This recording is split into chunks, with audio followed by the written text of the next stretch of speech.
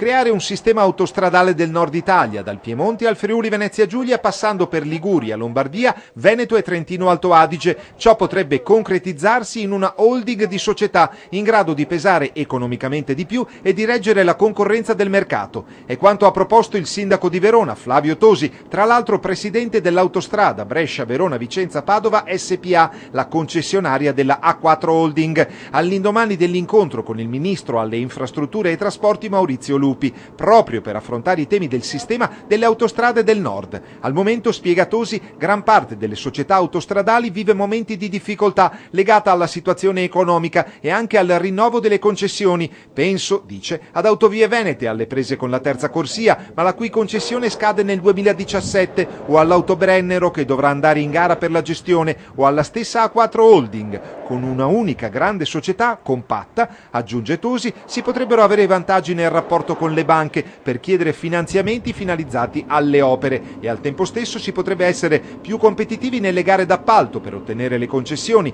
di fronte a forti competitori come potrebbero essere società francesi, spagnole o austriache. Il ministro Lupi condivide il progetto che porterebbe a creare una struttura intelligente per affrontare al meglio la gestione e gli investimenti. Sul fronte dei progetti, Tosi si dice fiducioso relativamente al prolungamento a nord dell'autostrada A31 Valdastico, in pratica sulla costruzione della Valdastico Nord. L'intesa politica è fondamentale, chiosa Tosi, altrimenti non vai da nessuna parte. Trovare l'accordo con il Trentino sarà il punto decisivo, se poi servono mesi in più per la progettazione è una questione secondaria e con l'intesa politica troveresti, chiude Tosi, la strada in discesa, oltre che a Roma, anche al CIPE e in Europa.